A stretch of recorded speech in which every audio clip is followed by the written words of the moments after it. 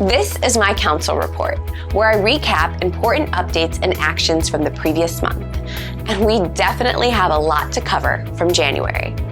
Let's start with an important update on immigration enforcement.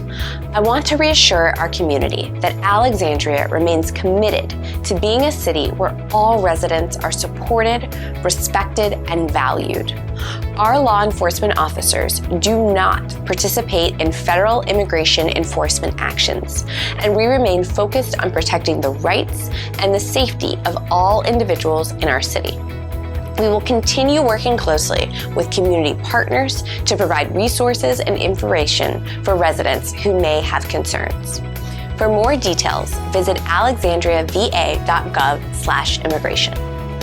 Now, let's talk about our response to the first snowstorm of 2025. On January 6th, our city received 5 inches of snow, and crews worked around the clock to clear major roads and residential streets. Our goal is always to get you and your family clear travel routes as fast as possible. We prioritize primary roads first to ensure that emergency vehicles can move safely, followed by secondary roads, school bus routes, and residential streets. Some residents reported discrepancies in road status updates, and so as a result, we've taken steps to fix these issues. We've reviewed the 311 data, and we are already working on updates to the snow report system so that we could better serve you in case of another storm. On the legislative front, the Council recently approved funding for emergency preparedness and community services, ensuring that we remain ready to respond in a crisis. We also received key updates on the City Hall renovation project and the waterfront pump station project, both of which will have significant impacts on residents, businesses, and our community as a whole. These projects are moving forward, and we need your community input, so I encourage you to stay engaged. To give feedback or to learn more, visit alexandriava.gov/projects. In January, I was also proud to join our community in celebrating Martin Luther King Jr. Day. The theme for this year was Mission Possible: protecting freedom, justice, and democracy. And it is now more important than ever that we come together to do so.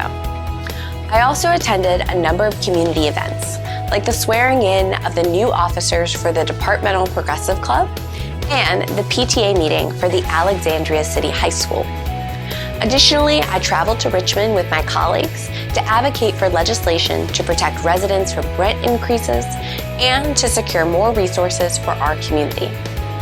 Finally, I'm excited about some new initiatives to modernize how you engage with City Hall.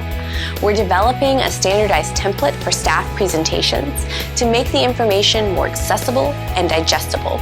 We're also exploring a subcommittee that is looking at a standing committee model to explore whether or not it might increase transparency and provide more opportunities for resident input. I want to take a moment to express my heartfelt gratitude for the trust that you have placed in me as your mayor. It has been a whirlwind of 3 weeks, but it's also been an honor, and I'm committed to working to serve you every day. Let's keep working together to build a stronger, more connected, more resilient community. See you next month for another council report.